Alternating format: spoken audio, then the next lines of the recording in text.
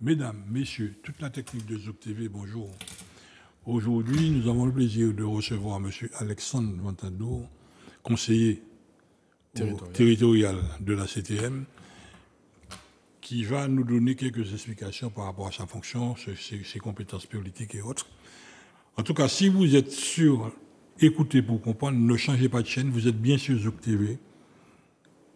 Surtout écoutez, parce que très souvent, c'est après l'écoute qu'on obtient des résultats pour lesquels on n'y pensait jamais.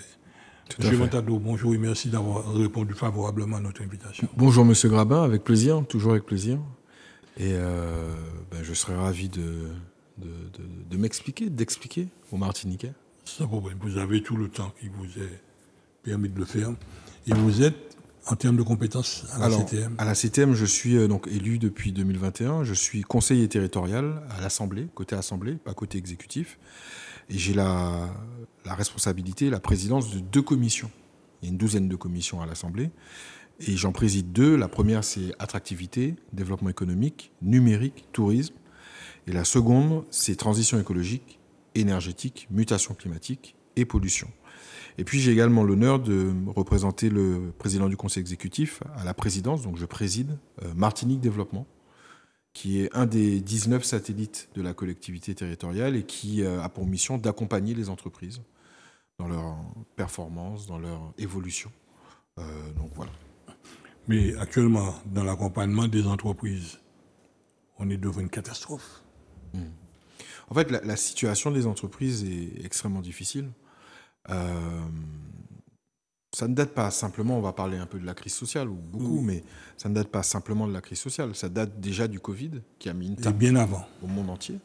Et puis structurellement, ça date d'avant. En fait, ça date de la manière dont les entreprises martiniquaises se structurent. On aime beaucoup à rappeler que la Martinique, c'est 95% de très petites entreprises. Je vais vous dire, il y a beaucoup de territoires en France où on est à peu près dans la même composition. Maintenant, la singularité martiniquaise, c'est que 80% des entreprises martiniquaises sont unipersonnelles. Donc c'est une personne qui n'est même pas forcément salariée de sa société et qui finalement exerce un savoir-faire, un savoir-être. Et il a pas comme il non, il a pas outils et ça servir et puis il a fait baili. La personne crée son emploi, crée sa valeur ajoutée. Mais quand elle fait ça, quand elle vient chez vous faire de la plomberie, quand elle vient faire de l'espace vert, peu importe ton activité, même des métiers dits tertiaires, est-ce qu'elle sait structurer financièrement une entreprise? Est-ce qu'elle sait organiser le marketing, la gestion, la communication de son entreprise? Moi, j'ai été chef d'entreprise. Même en étant entouré, j'ai fait énormément d'erreurs. Donc j'imagine celui qui est tout seul et qui doit, se structurer et générer de la valeur, et puis surtout se projeter. Et quand on se projette en Martinique, il faut savoir mettre de l'argent de côté parce que les crises sont régulières. L'année dernière, j'ai eu l'occasion d'œuvrer sur à minima 3 crises majeures. La crise financière post-Covid, où certains, par exemple, avaient contracté des prêts garantis d'État, le PGE, et puis se trouvent à devoir les rembourser. Et ils ne peuvent pas le faire. La fragilité dans laquelle le Covid a mis beaucoup d'entreprises. Donc déjà, il y avait un terreau extrêmement précaire. Miné. On ajoute à ça un événement climatique, Beryl. Beryl, moi, c'est quelque chose que j'ai vécu très bizarrement parce que je m'étais présenté aux législatives. Et puis, résultat du premier tour, moi pas Adam, je fais un score... Au Belleville. Ouais, je fais 6,5, bon. Alors, je me dis, ouais, mais pour une première, je dis, ouais, mais pourquoi on va pas aller pour la défaite? Et puis, j'allais surtout en réaction au Rassemblement national, qui fait beaucoup de voix en Martinique. Et ça me choque. Bon, bref. Et puis, je suis là, comme on dit, gueule de bois, le dimanche soir, je suis levé le lundi matin. Pas bien, là, ouais, peut-être que si moi, t'ai fait ça. Et puis, moi, j'ai commencé à recevoir photos, stories, on les Instagram, on les combien bail. Des copains à moi qui ont des restaurants sur la côte Caraïbes et qui m'envoient des photos de leur restaurant dévasté. Si on se souvient bien, Beryl, on nous avait dit qu'il y avait une pluie, on était en alerte orange, on n'était même pas en rouge. Et que, Beryl est passé, je me lève, rien pas bon, je me dis tout va bien. Et en fait, non. On n'a vu qu'une submersion, une vague de 5-6 mètres qui a défiguré le littoral. Oui.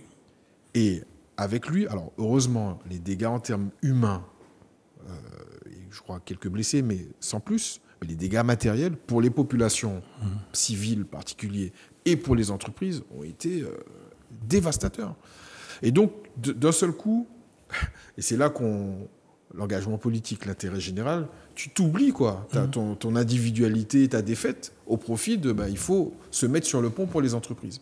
Deuxième crise climatique, pour beaucoup d'entreprises martiniquaises. Et puis, à partir de la fin août et du début septembre, avec cette crise sociale, alors, déjà une mobilisation populaire, et qui, en marge de la mobilisation, donne lieu au spectacle malheureusement connu et qui se poursuivent, des exactions, des dégâts. Il y a une grosse dérive. Grosse dérive. Et qui portent atteinte au pays, quoi. Ce n'est pas d'autres personnes que les Martiniquais, quelle que soit leur couleur, leur obédience, qui ont subi ces dégâts-là. Et donc, 2024, chaud. Très chaud pour les entreprises. Et puis les entreprises du tourisme qui vivent de la réputation du territoire, par rebond, même si les hôtels n'ont pas été dévastés par la crise sociale, enregistrent un début de saison. Novembre-décembre, c'était foutu. Là, la saison a vraiment commencé en janvier. Donc, quand tu me parles de catastrophe, quand on parle de catastrophe pour les entreprises, oui, on a une situation qui est aujourd'hui catastrophique. Et un satellite comme Martinique Développement, mais comme tous les autres, comme les chambres consulaires qui font un travail énorme là-dessus, avec Initiative Martinique Active, qui est aussi un satellite de la CTM, qui est aux côtés des entreprises, et puis des réseaux Entreprendre, Contact Entreprise, et même les associations telles que le MEDEF, la CPME. Bref, il y a un corpus de métiers, de compétences politiques ou pas autour de l'entreprise qui aujourd'hui ont du boulot. Là, ce sont des wagons. Oui. La locomotive, c'est la CTM. C'est la CTM. Et la CTM restait quand même en panne aussi. Oui. N'injectant pas du cash and flow dans les entreprises, dans l'économie haute, finalement, on a vu ce que ça donnait. En fait, il y a eu à un moment donné une vacance financière qui, pour l'instant, n'est pas finie. Alors, il y a une vagabondagerie financière. Voilà, tu peux l'appeler vacances, mais il y a une vagabondagerie financière, ce qu'on appelle une cavale financière, mais qui a déjà beaucoup été renseignée, argumentée, mais qui va l'être encore un peu plus les prochains temps. Et donc, on va se rendre compte que nous, on rentre en mandature avec un trou financier. Peu importe son origine, je ne suis pas dans la polémique et je ne suis pas là pour en parler aujourd'hui, mais il y a une difficulté financière qui nous percute en 2024 et qui fait que la collectivité, c'est pas qu'elle n'a plus d'argent, c'est qu'elle doit travailler à résorber le trou autant qu'engager du développement et de l'investissement économique.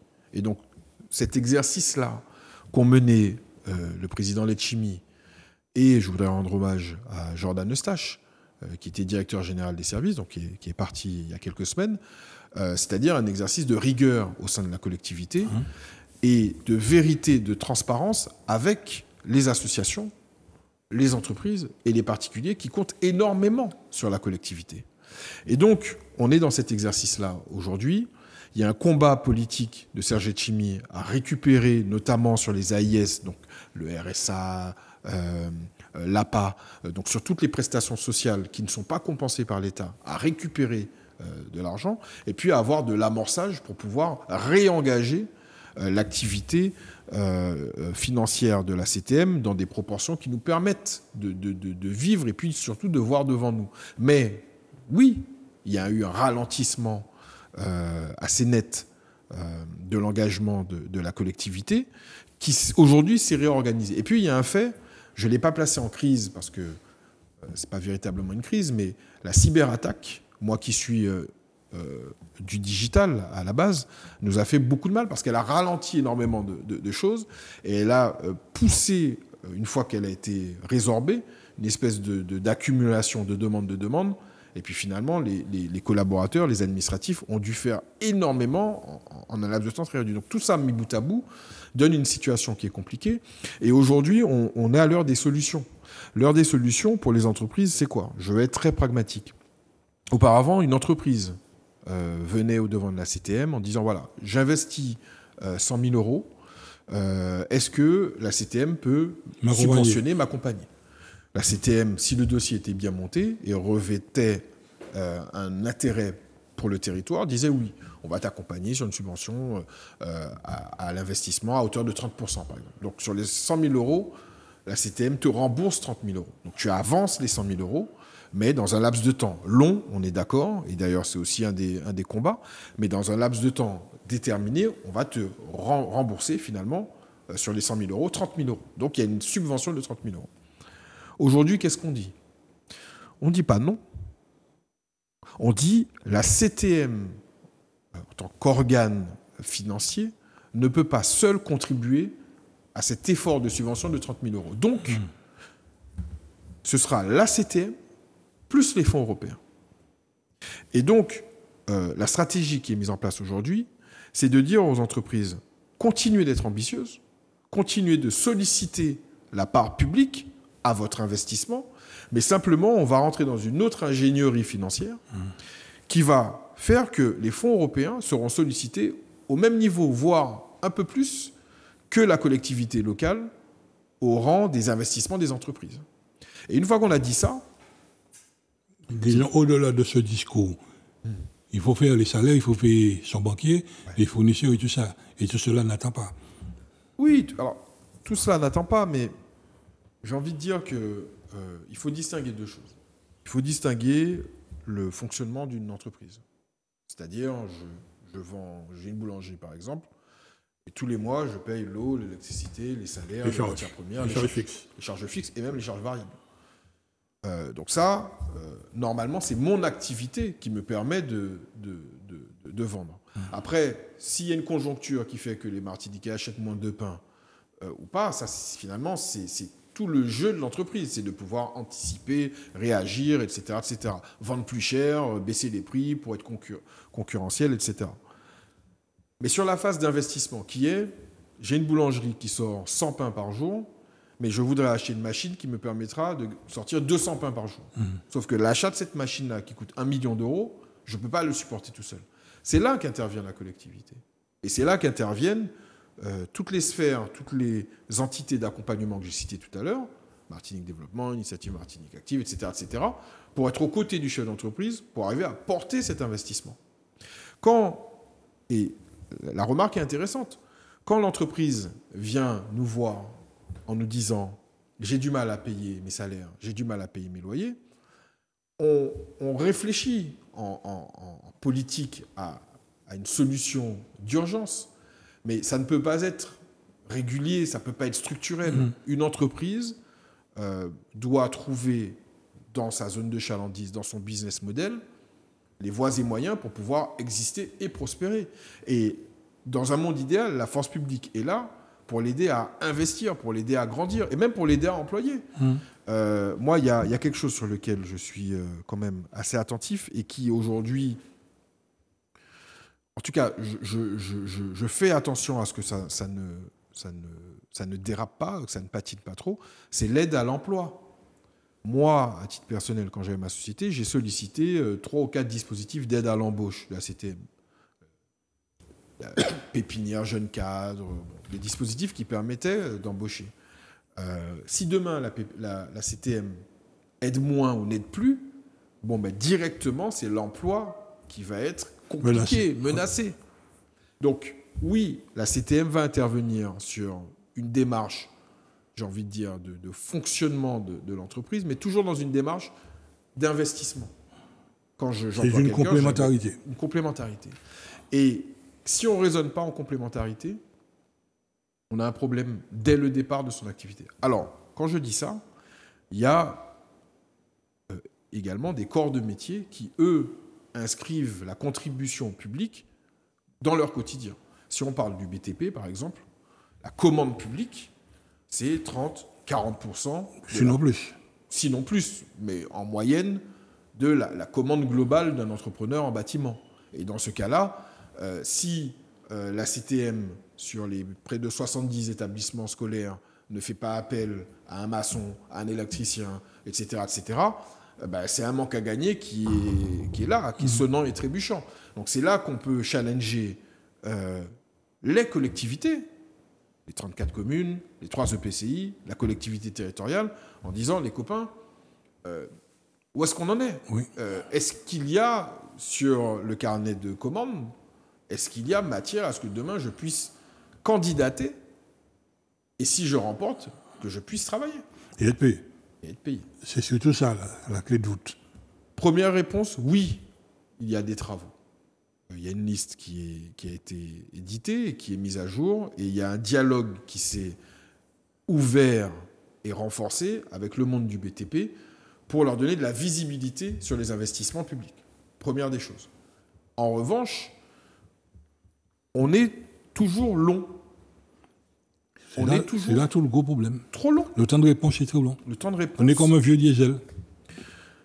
Donc, Serge Etchimi a travaillé à une forte restructuration des services de la CTM. La CTM, c'est 4350 employés. C'est un gros bébé. Et avec les satellites, on ajoute près de 1500 employés. Donc, c'est près de 6000 personnes. Et c'est une machine avec des talents, avec beaucoup de compétences, mais avec un cadre décisionnel, des process extrêmement longs et compliqués. Donc, il a fallu, et on travaille à moderniser tout ça. Simplifier tout ça. Simplifier tout ça. Ne serait-ce que, je ne peux pas être dans ton émission et puis ignorer que des fois, les chefs d'entreprise m'appellent juste pour me dire, Alex, vous avez voté tel projet qui va dans mon sens, parce que c'est moi qui ai déposé la demande. Est-ce que, s'il te plaît, je peux juste avoir la notification ? Parce qu'avec la notification, et là on va parler d'un partenaire essentiel du territoire, je peux aller voir ma banque. Et ma banque me fait l'avance. Dans le cadre de la loi d'Aïe. Exactement. La banque me fait l'avance, et là je peux commencer à travailler. Le temps entre la délibération et la notification était très long. Petit à petit, il va se résorber. Et d'ici la fin de la mandature, mais même avant, on aura des process de plus en plus digitalisés qui vont faire en sorte que tout ce temps, comme on dit, le temps de l'administration n'est pas le temps de l'entreprise, se rapproche. Alors, dans la digitalisation, je reviens à la structure entrepreneuriale de notre Martinique. Nous sommes dans un petit bocal. Ouais. Mon premier marché, c'est Guadeloupe. Pour aller en Guadeloupe, soit je m'installe là-bas, soit je fais la navette, et finalement, on laisse tomber. La question que je pose, est-ce que la Martinique est prête à faire face au digital? Quand je sais qu'il y a beaucoup de personnes qui nous regardent là, on les met devant un ordinateur, c'est exactement comme si je mettais mon petit chat devant l'ordinateur. Est-ce que la Martinique est prête à ça?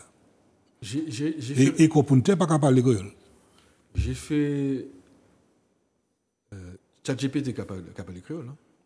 Moi, qui a fait parler créole. Oui. Oui, mais vous savez que je qui côté mettez doigts tout. Non, j'ai fait réaliser une étude qui est assez inquiétante, qui dit que c'est une étude sur la manière dont les gens appréhendent le digital, ce qu'on appelle la maturité digitale. Est-ce que les gens sont capables d'aller sur Internet, de scanner un document, bref. Faire le minimum. Faire le minimum. Et en fait, on n'est pas prêt. On n'est pas bon.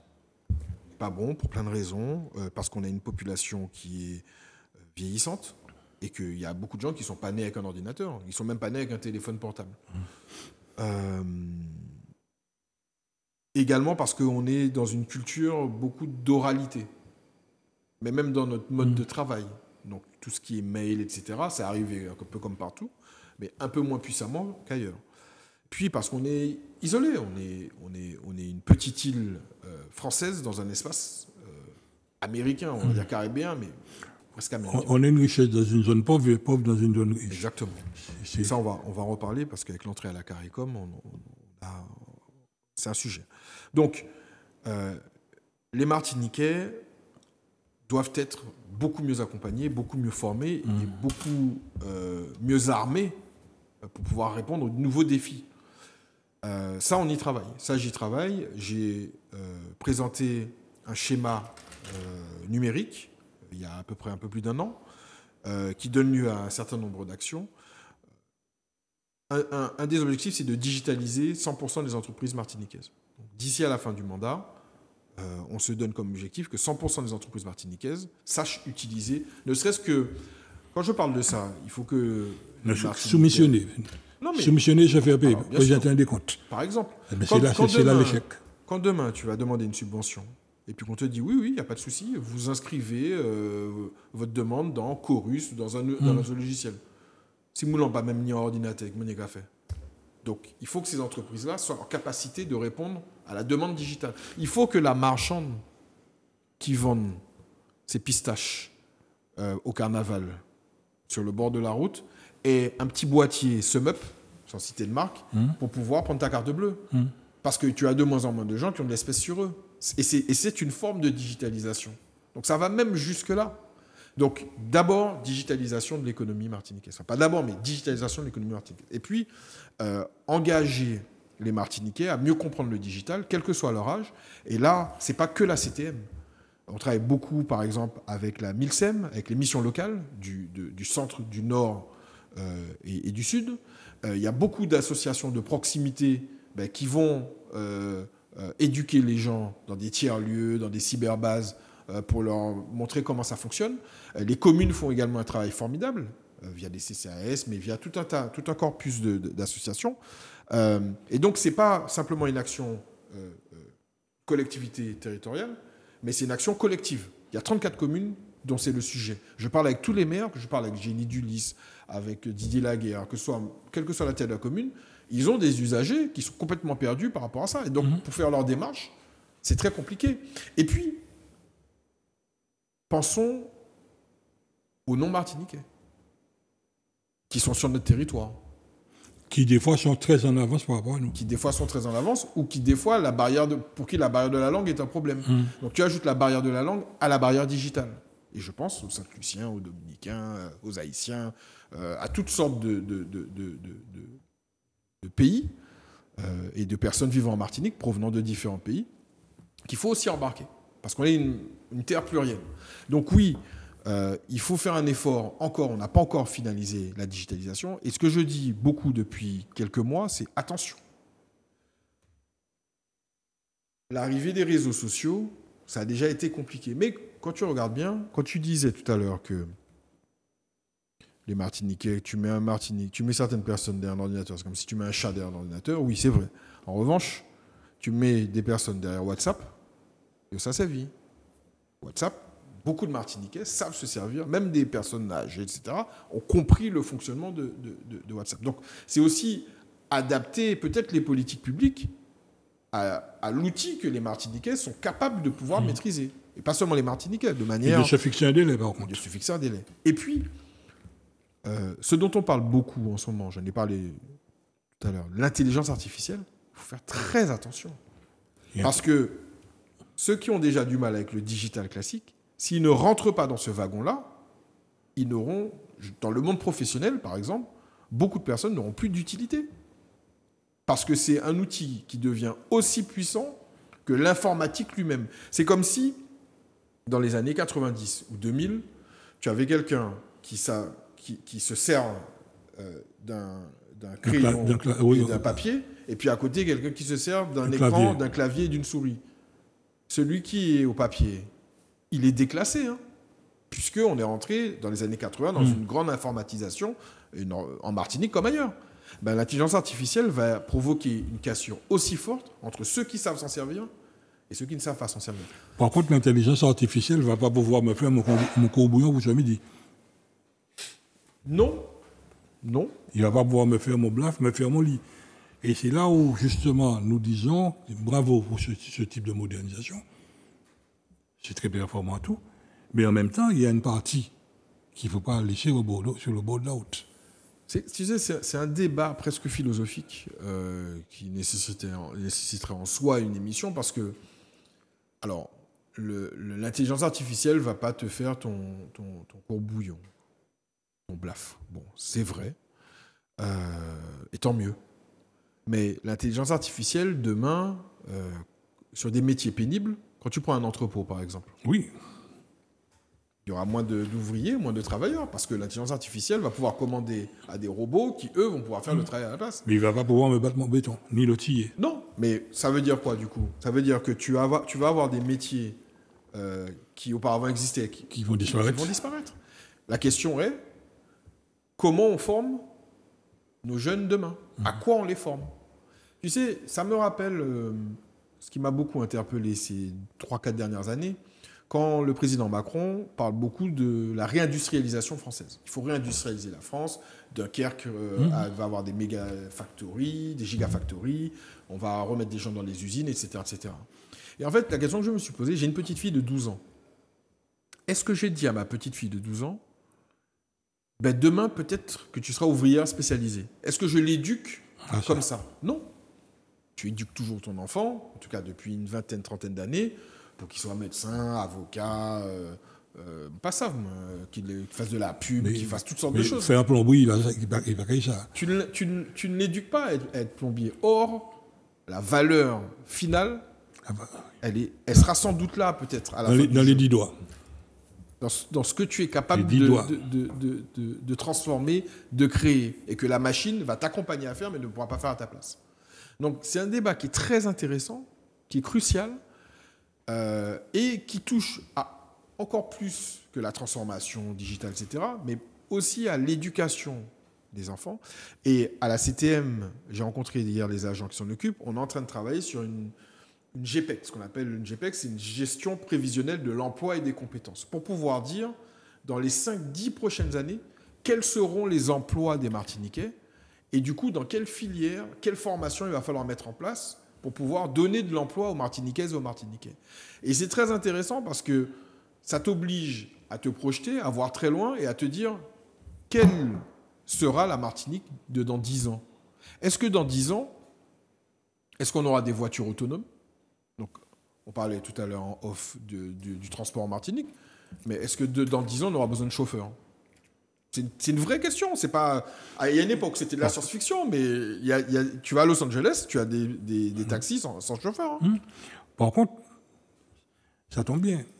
Dans cette étude, il y a un élément qu'il faudrait rajouter. L'élévation du niveau de la mer. Ah oui. Ça va changer radicalement l'aménagement du territoire. Ouais. On a 25 communes autour de l'île, dans leur partie basse, qui seront sous l'eau. Est-ce qu'à ce moment, on peut anticiper? C'est sûr qu'avec l'intelligence artificielle, on peut faire des simulations, on peut savoir où on va, on peut savoir quel volume de matériaux qu'il faut, et ainsi de suite. Mais pour l'instant, nous ne sentons pas encore la chose. Alors, je vais t'expliquer pourquoi on ne sent pas la politique. Chose. Cette anticipation politique, elle coûte très cher. Et ce n'est pas simplement de la volonté politique. Hein. L'argent qu'il faut pour opérer une transition durable du territoire martinique, on ne l'a pas.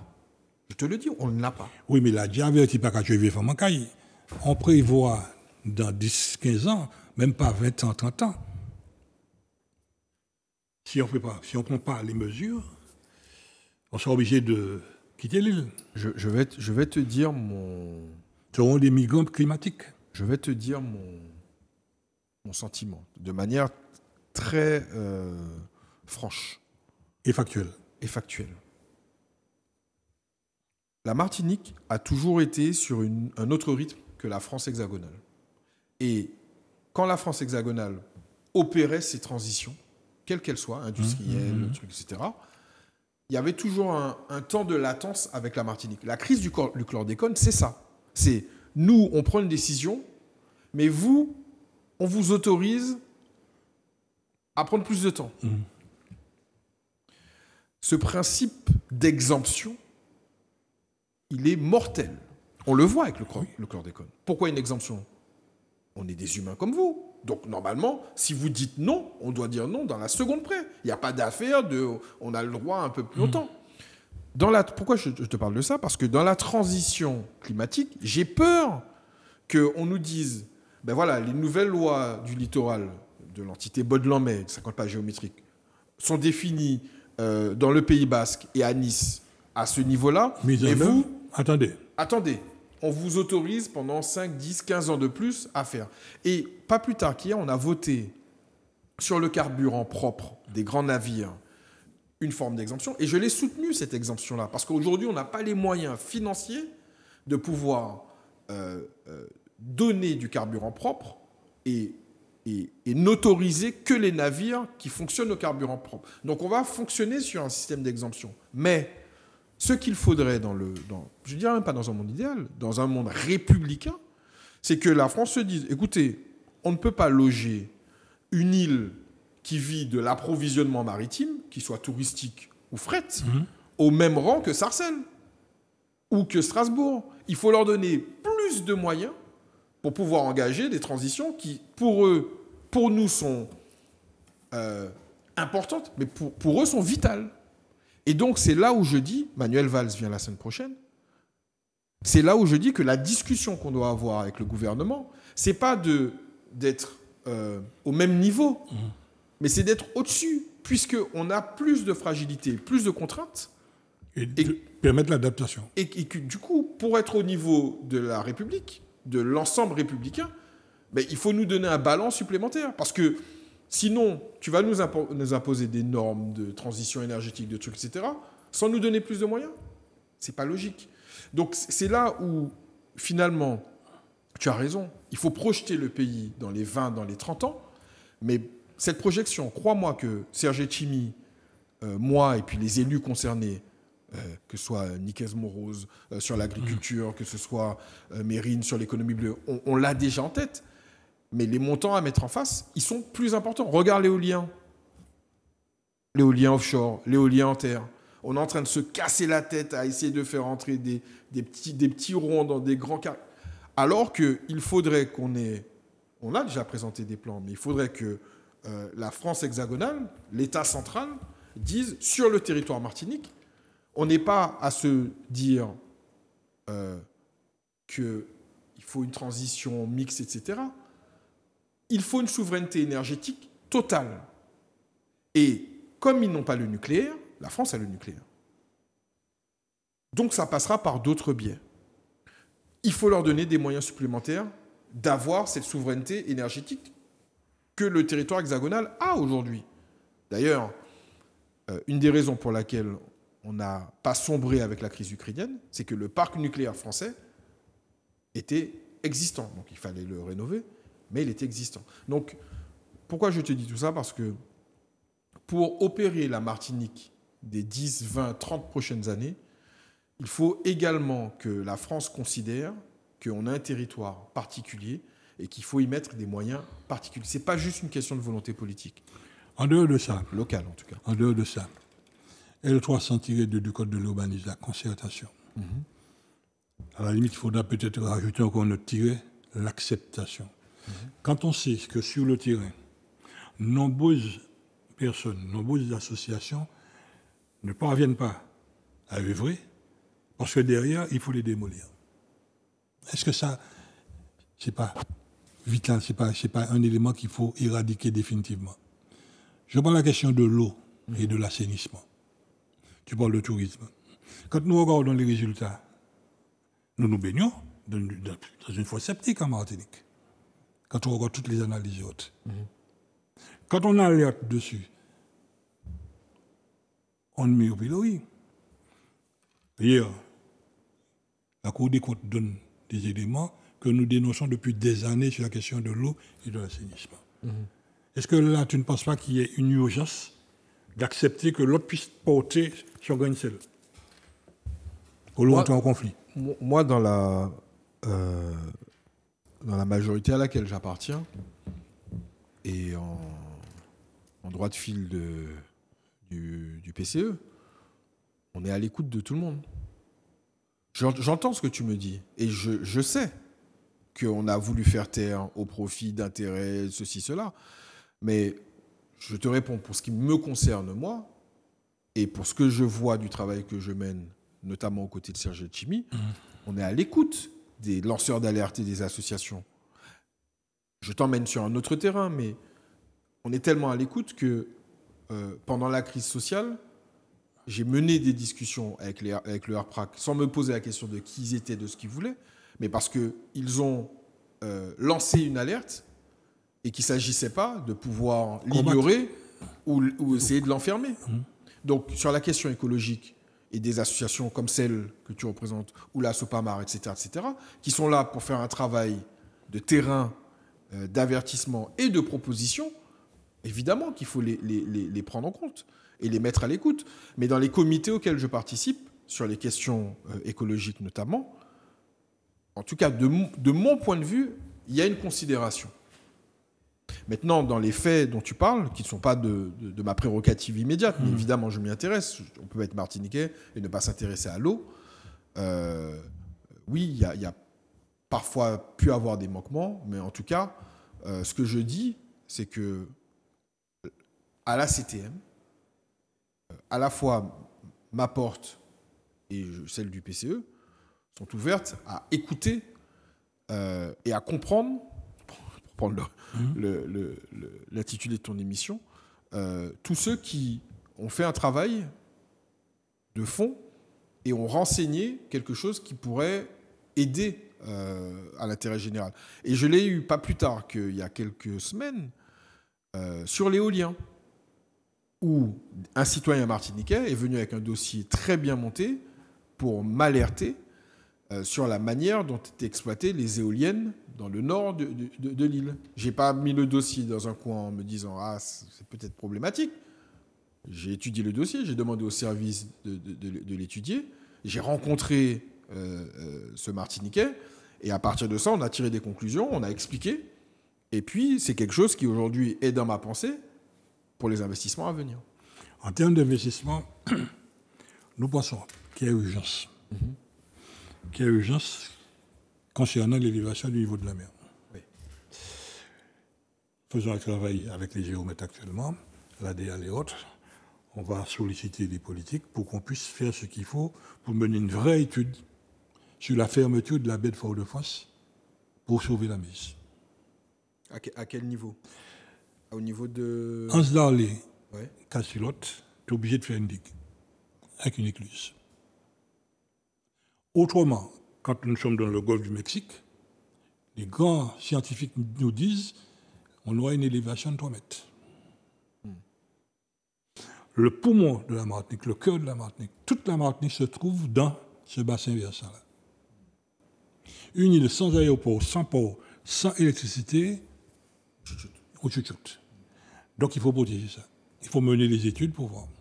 Et nous, ça fait plus de 50 ans qu'on demande ça, une dorsale entre Saint-Pierre et Marin. Un tunnel. On fait toutes les études qu'il faut pour les sortir. Mais les matériaux récupérés dans ce tunnel pourront servir à faire les différentes digues qu'il y a à faire, les différents aménagements. Et là, on est en souterrain. On n'a aucun problème sismique, on n'a aucun problème juridique, aucun problème foncier. Si la CTM met en œuvre ce chantier, nous allons trouver les entreprises pour avoir des tunneliers, pour créer le système et faire ce qu'il faut. C'est un chantier énorme. Ah oui, mais si on ne le fait pas, il faut dire que nous, Martiniquais, d'ici une vingtaine, trentaine d'années, on va commencer à migrer. Alors, ce que tu dis est très intéressant, et ça parle de plusieurs sujets, mais de 2 sujets essentiels. L'un, c'est effectivement le trait de côte, enfin l'élévation du niveau de l'eau, et le second, c'est le désenclavement du territoire. Aujourd'hui, il y a des décisions politiques qui sont prises, donc qui vont dans le sens d'un TCSP qui remonte et qui redescend un peu, mais qui ne joint pas le Grand Nord et le Grand Sud. En revanche, l'aérodrome de Basse-Pointe, en tout cas qui est en projet, lui vise à désenclaver, au-delà du fait d'avoir un aérodrome commercial, mais ne serait-ce qu'un aérodrome de secours, puisque effectivement, si le Lamentin est inondé... On est au niveau de la mer, au Lamentin. Au niveau de la mer. Donc il faut une voie d'arrivée et de sortie complémentaire. Donc ça, ce sont c'est des sujets de fond. Encore une fois, moi je te dis que tous les projets qui sont portés à mon attention, je les confie à des experts, je les étudie, je les considère, et ensuite je donne un avis renseignés, et ensuite ils suivent leur trame. Je vais te poser un cas de conscience pour que tu comprennes bien. Sans problème. Enfin, on n'a pas plus beaucoup de temps, mais juste un cas. Entre le développement immédiat et le développement à long terme. L'hôtel Marouba, est à 30 mètres, 40 mètres de... Mais avant, la plage était plus longue. Avant, la plage était plus longue. Aujourd'hui, il appartient à la collectivité et on va le vendre. Il faut qu'on se soucie pas uniquement de l'exploitation immédiate, de l'exploitation à 20 ou 25 ans. Sachant que... Il faut anticiper. Si on ne fait pas les grands travaux qui s'imposent, partout en France, je suis allé à Étretat, tu as une digue formidable qui tient la baraque et qui la tiendra pendant les 50 prochaines années. Et si on ne fait pas ces travaux, si on n'anticipe pas le développement, tu vas te retrouver à pousser une activité à court terme, mais qui, à moyen terme, va chuter et va disparaître, tout simplement parce que la nature aura repris ses droits. Donc c'est toute la difficulté, mais tout le travail qu'on est en train de mener aujourd'hui, en concertation, entre un besoin court terme en rentabilité et en développement du territoire, mais une vision à long terme, parce que la nature ne nous appartient pas, la nature nous a fait la preuve de 10 000 façons qu'elle est plus forte que nous, et on doit composer avec. Donc c'est aujourd'hui la coexistence d'une vision long terme et des travaux qu'on est en train de mener sur l'énergie, sur le développement durable, sur les ressources et sur l'indépendance énergétique, j'ai déjà parlé d'énergie, et sur le besoin à court terme d'un développement économique, touristique, des Martiniquais. Mais comme je te le dis, moi, ma méthode, c'est que je pense toujours les deux. Et j'ai, moi, ma traction, je m'informe, je me forme, j'ai à mes côtés une chargée de mission qui fait un travail formidable. J'alerte les collègues, je travaille avec l'exécutif, j'investigue au sein de ma commission, je vais beaucoup ailleurs, en Hexagone ou dans la Caraïbe, pour me nourrir et ensuite porter des propositions qui en général, trouvent leur écho. En matière énergétique, ça fait des années que nous militons pour qu'on puisse avoir de l'eau produite à partir de l'eau transportée dans le réseau. La technologie existe. Oui. Pareil, récupérer le gaz méthane des stations d'épuration pour produire de l'électricité. La technologie existe. Maintenant, nos 3 EPCI, pour l'instant, ce n'est pas leur préoccupation première. Tu l'as dit, le sujet de l'eau et de la gestion de l'eau, et alors la CTM contribue, on l'a vu sur Vivet, on l'a vu sur Seguino, etc. Mais effectivement, c'est la prérogative normalement des 3 EPCI, et ils essayent de s'en sortir comme ils peuvent, mais c'est de toute façon des sujets de territoire. Donc, si tu veux, encore une fois, moi, ma vision des choses, c'est que pour atteindre une autonomie, il faut, si on prend le cas de l'eau, aujourd'hui, on a une consommation qui est en eau de surface. C'est les eaux de surface qui nous permettent d'abreuver les Martiniquais.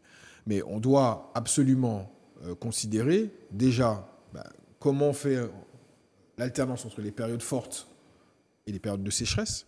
Comment on garantit que tout au long de l'année, il y ait de l'eau. Donc, il y a des notions de stockage, mais le stockage de l'eau est extrêmement compliqué. Ça ne se stocke pas plus de 3 jours. Quoi. L'eau produite. L'eau produite.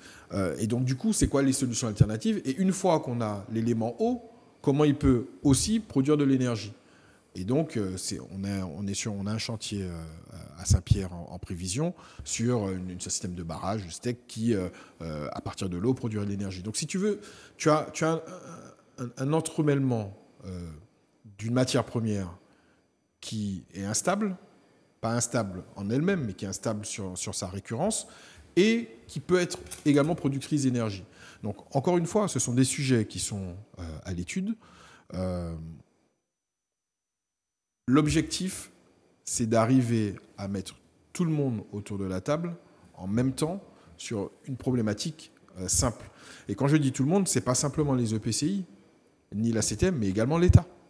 Et c'est là où il y a des grandes questions qu'il faut poser et qu'on ne pose pas, à mon avis, de la bonne façon. La grande question de l'eau pour les 30 prochaines années, en tant que telle, doit être posée. il faut, je ne sais pas si c'est une conférence de mais il y a eu l'ODOM, il y a eu beaucoup de choses. Oui, mais on n'a pas avancé. Mais si tu as beaucoup de choses et qu'aujourd'hui, on n'a pas une vision claire, c'est qu'il n'y a pas eu assez de choses, ou il n'y a pas eu la bonne chose. Mais c'est des questions qu'il faut poser de manière globale. De manière globale et sans qu'il y ait de bastion CTM, de bastion PCI, de bastion communal ou État. Il faut savoir en fonction. Et puis Pensez à la Martinique, point. Pensez à la Martinique et aux Martiniquais. Parce que quand je vois, par exemple, au niveau de l'ADL, bon, nous n'avons pas de difficulté avec eux. Ça dépend qui. Là, pour l'instant, nous n'avons pas de difficulté avec eux. C'est toujours pareil. Le Royaume mais si vous parlez d'un problème, pas jouer maman retient. Ah oui. Quand nous nous adressons à l'ADL, à CTM ou les autres, nous prenons notre plume, nous faisons ce qu'il faut pour qu'on soit dans le cadre fixé. Le temps de réponse, il est très long. Oui. Malheureusement, au niveau, je dirais, local. Maintenant, au niveau de DEAL, j'ai un temps de réponse immédiat. Au niveau de l'État, j'ai un temps de réponse immédiat. Ça peut être une réponse positive, négative, autre. Mais enfin, peu importe, c'est que c'est pris en compte. Et ça, c'est ce gros reproche que le grand public fait à notre collectivité. Ça dépend des sujets. Peut-être que sur ce cas particulier-là, mais ça dépend vraiment des sujets. Il y a des sujets où l'État répond pas ou répond à moitié. Et donc, ou ils ne te disent pas de vague, d'essayer de faire l'affaire. C'est ça. Prenons le simple cas des AOT. Oui. Les personnes qui sont sur les littoraux, dont je parlais tout à l'heure avec Beryl, qui ont besoin d'un AOT et que la DEAL autorise l'exploitation de... Ça prend énormément de temps, etc. Donc ça dépend vraiment, mais si tu veux, le problème aussi, c'est que parfois l'État déclenche sans avoir considéré tout le spectre, ou sans même parfois avoir consulté la collectivité, ce qui après nous met en porte-à-faux. Donc je ne serais pas de manière aussi catégorique. Je ne suis pas là pour défendre à tout prix qu'on est plus rapide ou moins rapide. Je dis juste que sur les sujets dont tu parles, ce sont des sujets de concertation territoriale. Et que sur la stratégie, ça ne sert à rien que l'État réponde si l'ensemble des collectivités ne sont pas raccordées, puisque la compétence, elle est ramenée, si on prend le cas au niveau de l'EPCI, et que la CTM est en soutien, et que l'État peut être payeur et décisionnaire final sur la partie foncière, etc. Donc c'est tout un travail de concertation. Après, encore une fois, à la fois sur les délais et à la fois sur la coordination des services publics, oui, on doit s'améliorer. Ça, c'est sûr et certain. On a un cas très clair, par exemple, il y a ce qu'on appelle le contrat de convergence entre l'État et la région, enfin la collectivité territoriale.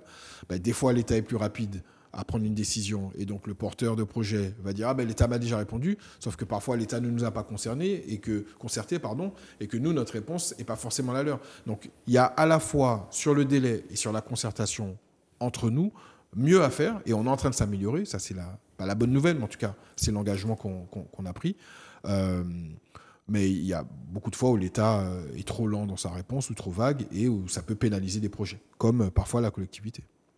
Il y a un problème de coordination qu'il faut mettre en place. Et il y a une coordination améliorée. Les services s'entendent, se connaissent, mais il y a une coordination améliorée, c'est sûr. Surtout, comme on dit, écoutez pour comprendre. Oui. Ça, c'est capital. Écoutez pour comprendre. Et malheureusement, souvent, on a pris du retard sur beaucoup de choses. Prenons l'exemple des titiris. Quand le Martiniquais va-t-il comprendre que le titiri, ce sont des larves de poissons? 1 kilo de titiri transformé en marinade, ce sont des tonnes de poissons qu'on retire de notre assiette pour demain matin. Là encore, il faudra peut-être passer par l'extérieur pour faire interdire comme on l'a fait pour les tortues. Les tortues. Il faudra bien qu'un jour qu'on parvienne à régler ce problème. Ou la saisonnalité des langoustes, des lambis, etc. Donc ce sont des choses, écoutez pour comprendre. En tout cas, M. Ventadou, nos téléspectateurs ont écouté, ils ont compris, nous aurons des échos. Ils vont probablement nous demander de vous faire revenir pour encore aller beaucoup plus loin. On a le transport, on a beaucoup de choses pour lesquelles il faut vraiment être très large. Je ne parlerai pas de conclusion. Non. Votre constat, ce serait lequel, avant de se quitter? Non, mon constat, c'est que il faut un dialogue permanent Et en fait, le message que je tiens à faire passer, notamment sur la deuxième partie de l'émission, c'est que je prends les sujets. Je travaille les sujets. Et j'ai l'humilité. Pour moi, l'humilité, c'est l'écoute. D'écouter tout le monde. D'analyser et ensuite de tirer des conclusions et d'arbitrer. Donc, si je devais faire passer un message, c'est que d'ici à la prochaine émission qu'on fera ensemble, de ne pas hésiter à me transmettre les sujets d'enjeu que j'analyserai et sur lesquels on arbitrera. Et ça sera parfois oui, parfois non, parfois à moitié, mais véritablement de faire comprendre à la population que le politique, et en tout cas le politique que je suis, est à l'écoute et il est là pour mettre en œuvre, arbitrer dans l'intérêt le plus général que possible. Le politique, c'est un métier noble. Fonction. Métier noble. Fonction noble. Donc, Maintenant, si on n'est pas à l'écoute, on le voit aujourd'hui, de plus en plus, le plus grand parti politique, c'est l'abstention. ouais. Les gens sont dépités, les gens sont découragés parce qu'on a eu trop de belles phrases hier, de beaux comportements. En tout cas, merci et puis à très bientôt.